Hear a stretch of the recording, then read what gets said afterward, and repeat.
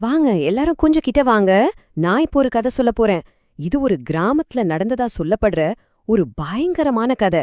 முடிஞ்சா லைட் எல்லாம் ஆஃப் பண்ணிட்டு கொஞ்சம் கவனமா கேளுங்க. ஏன்னா இது அப்பேற்பட்ட கதை. உங்களுக்கு தெரியுமா, ஒவ்வொரு ஊருக்கும் ஒரு கதை இருக்கும்ல, அந்த மாதிரி தான். அந்த ஊர்ல ஊருக்கு ஒதுக்குப்புறமா ஒரு பழைய வீடு இருந்துச்சு. அந்த பக்கம் யார் போனாலும் ஊர் பெரியவங்க சொல்ற ஒரே ஒரு எச்சரிக்கை என்ன தெரியுமா? அதான், ராத்திரி நேரத்துல அங்க போகாத, அங்க ஏதோ இருக்கு. சொல்லப்போனா அந்த வீடு பல வருஷமா பூட்டியே தான் கிடந்துச்சு. சாயங்காலம் 6 மணி ஆச்சுன்னா போதும், அந்த பக்கம் ஒரு காக்கா கூட போகாது. அந்த வீட்டுக்குள்ள ஏதோ கெட்ட சக்தி இருக்கு, ஒரு அமானுஷம் இருக்குன்னு ஊர்ல இருக்கிற எல்லாருக்குமே ஒரு பயம். ஆனா எல்லா ஊர்லயும் ஒருத்தன் இருப்பானே, எதையுமே நம்பாதவன். அந்த மாதிரி அந்த ஊர்ல கார்த்திக்னு ஒரு பையன் இருந்தான். அவனுக்கு கொஞ்சம் தைரியம் ஜாஸ்தி, அதோட திமிரும் ஜாஸ்தி.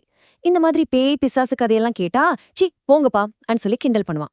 அவன் ஃப்ரெண்ட்ஸ் கிட்ட அடிக்கடி சொல்றதே இதுதான்: பேய் கீன்னு ஒண்ணுமே கிடையாது, எல்லாம் உங்க பயம்தான். ஒரு கட்டத்துல உங்களுக்கெல்லாம் ஏன் பயம், நானே அந்த வீட்டுக்குள்ள தனியா போய் என்னதான் இருக்குன்னு பாத்துட்டு வரேன்னு பெருமையா சவால் விட்டான். அவ்வளவுதான், சொன்ன மாதிரியே ஒரு ராத்திரி ஃப்ரெண்ட்ஸ் எல்லாரும் சேர்ந்து விட்ட சவாலை ஏத்துக்கிட்டான். அந்த வீட்டுக்குள்ள தனியா போக முடிவு பண்ணான். பாவம், அந்த ராத்திரி அவனோட வாழ்க்கையே தலைகீழா மாத்த போகுதுன்னு அவனுக்கு தெரியாம போச்சு. அன்னைக்குன்னு பார்த்து ஒரு பௌர்ணமி ராத்திரி. வானத்துல நிலா வெளிச்சம் இருந்தாலும் அந்த காத்து ஊன்னு ஊளையிடுற சத்தம், மரமெல்லாம் பேயாட்டம் ஆடுறது எல்லாம் சேர்ந்து ஒரு மாதிரி மனசுக்குள்ள பயத்தை கிளப்புச்சு. கார்த்திக் மெதுவா, ரொம்ப மெதுவா அந்த பழைய மரக்கதவை லேசா தள்ளுறான். கிரிச் கிரிச் கிரிச். அந்த நடு ராத்திரி அமைதியில அந்த கதவு தொறக்கிற சத்தம் மட்டும் ரொம்ப பயங்கரமா கேட்டுச்சு. அந்த சத்தத்தோடவே அவன் வீட்டுக்குள்ள தன்னோட முதல் அடியை எடுத்து வச்சான். அவன் உள்ள போனானோ இல்லையோ, அவன் தள்ளிவிட்ட கதவு மெதுவா தானாவே மூடிக்கிச்சு. அப்போதான் உனக்கு உரைக்குது, நாம தனியா இல்ல, இந்த வீட்ல ஏதோ தப்பா இருக்குன்னு. மூச்சு முட்டுற அளவுக்கு வீடு முழுக்க ஒரே தூசி, எங்க பார்த்தாலும் சிலந்தி வலை. அவன் ரொம்ப மெதுவா அடி மேல அடி வச்சு நடந்து போயிட்டு இருக்கும்போது திடீர்னு மாடியிலிருந்து ஒரு சத்தம். டக்கு டக்கு, ரொம்ப தெளிவா கேட்டுச்சு. யாரோ மாடியில நடக்கிற சத்த மாதிரி. ஒரு செகண்ட் அவனுக்கு ஹார்ட்டே நின்னுடுச்சு.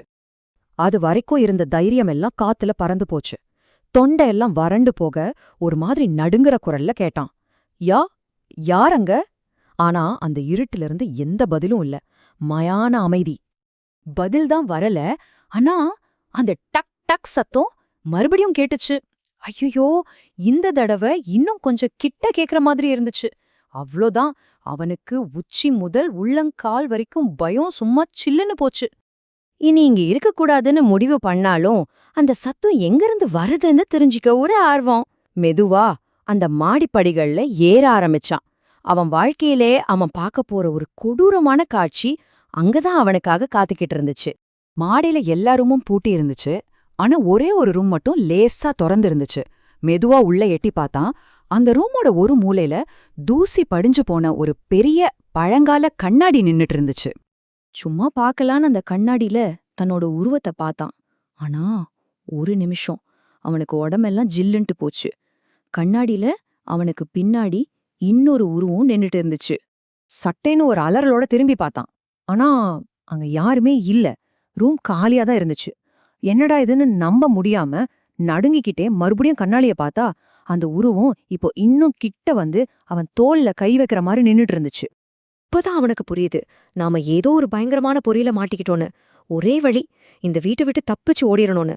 ஆனா அதுக்குள்ள நேரம் கடந்து போச்சு. அப்ப அந்த கண்ணாடியிலேருந்து ஒரு குரல் கேட்டுச்சு. அது ஒரு ஆம்பள குரலும் இல்ல, பொம்பள குரலும் இல்ல. ஒரு மாதிரி காத்துல வர்ற கிசுகிசுப்பு மாதிரி அந்த ரூம் முழுக்க அந்த குரல் கேட்டுச்சு. இங்கிருந்து போகாதே. அவ்வளவுதான், கார்த்திக் உசிர கையில பிடிச்சுக்கிட்டு கதவை நோக்கி ஓடினான். ஆனா அவன் கதவு தொடுறதுக்கு முன்னாடி டமார்னு ஒரு சத்தம். அந்த ரூம் கதவு தானாவே அடிச்சு சாத்திக்குச்சு. அவன் உள்ளே மாட்டிக்கிட்டான்.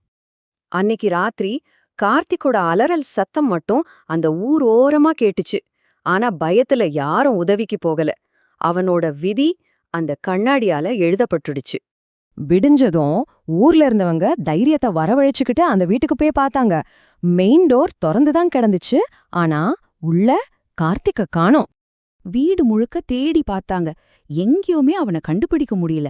ஆனா அந்த மாடி ரூம்ல இருந்த அந்த கண்ணாடியில மட்டும் ஒரு புது உருவம் தெரிஞ்சுது. பயத்துல உறைஞ்சு போன கார்த்திகோட முகம். இந்த கதை நமக்கு என்ன சொல்லுது? நம்ம நம்புறோமோ இல்லையோ, சில விஷயங்கள் கிட்ட நம்ம விளையாடக்கூடாது.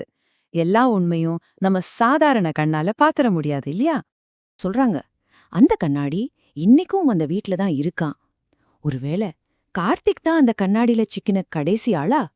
இல்ல அது தனக்கு அடுத்த இரையத் தேடி இன்னைக்கும் காத்துக்கிட்டு இருக்கா? நீங்க என்ன நினைக்கிறீங்க? ஒருவேளை உங்களுக்கு அந்த வீட்டுக்கு போற தைரியம் இருக்கா?